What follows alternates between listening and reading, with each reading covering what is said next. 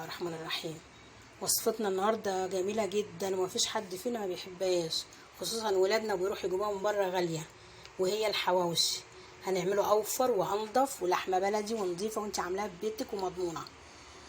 بسم الله الرحمن الرحيم. معايا نص كيلو لحمه، حته ليا اهي، عندي نص كيلو بصل، قرنين فلفل رومي لان انا حاطه هريسه، حته هريسه شطه، عندي بلح جوز الطيب، فلفل اسود، ملح، بس ما فيش اكتر من كده. عايزه تزودي انت توابل بتحبيها زودي. انا هفرم بقى الحاجات دي كلها على بعض في المفرمه او في الكبه. هفرم البصل والليه وهعملهم مع بعض وهديهم وش تاني مع اللحمه مع التوابل مع الحاجات دي كلها وارجع لكم تاني. فرمت الحاجه كلها مع بعضيها، اللحمه مع الحاجات مع البصل مع الليه، وحطيت عليهم التوابل. هسيبها بقى شويه في التلاجة واغطيها واحطها في التلاجة شويه. هفتح بقى العيش عشان احشي.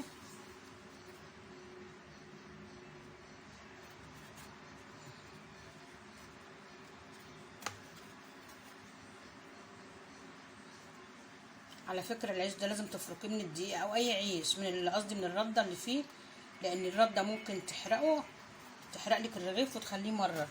بصوا طلعت قد ايه من 10 رغيف رده. بصوا طبق اهو، لان انا مش هسويه في الفرن، انا هسويه على البوتاجاز في صينيه.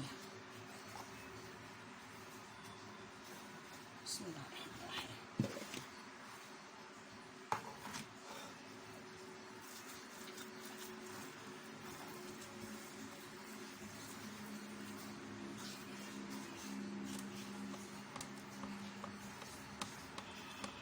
افردي قوي عشان اللحمه دي بلدي بتكش، ما تبقاش عامله زي قرص البرجر كده.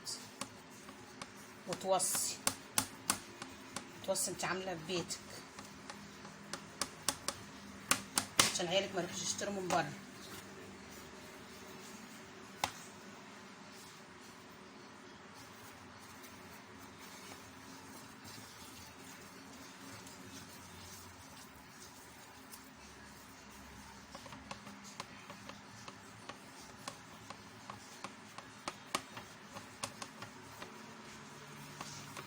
افردي في كل حته في الرغيف كده.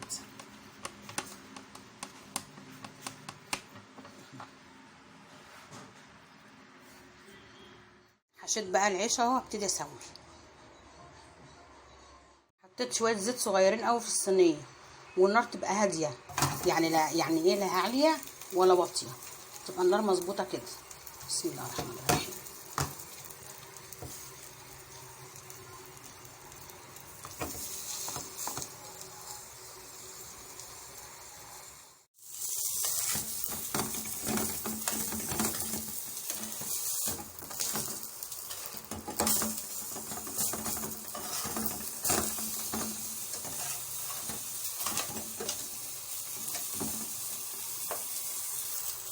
يا سلام بقى على الروايح وعلى الجمال. بسم الله الرحمن الرحيم.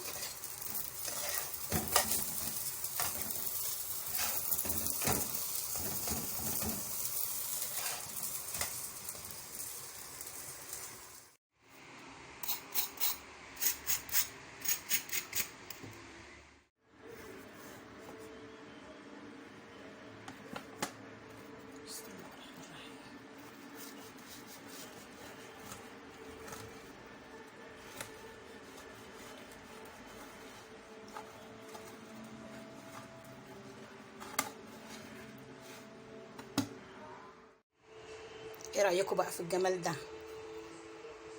نص كيلو لحمه عمل لي 10 رغيف حواوشي، وفضل كمان حته لحمه تانية. عملت جنبيه قوطه بالدقه، دقه نوى المشمش، هبقى انزلها لكم، دقه حلوه قوي. وسلطه طحينه انا عاملاها في البيت طبعا. بتنجان ده بردك قبل كده انا منزلاه، بصوا عامل ازاي، يقعد عندك بالشهر وبالشهرين في التلاجة، تاخدي منه زي الفل. ايه رايكم؟ بالف هنا وشفا الكل اللي هيعمله. ما تنسونيش بقى احلى لايك، كومنت حلو زيكم كده. اللي ما اشتركش ينورني. اشوفكم على خير ان شاء الله في فيديو جديد، وسلام عليكم ورحمه الله وبركاته. وبالف هنا وشفا الكل اللي هيعمله. سلام عليكم.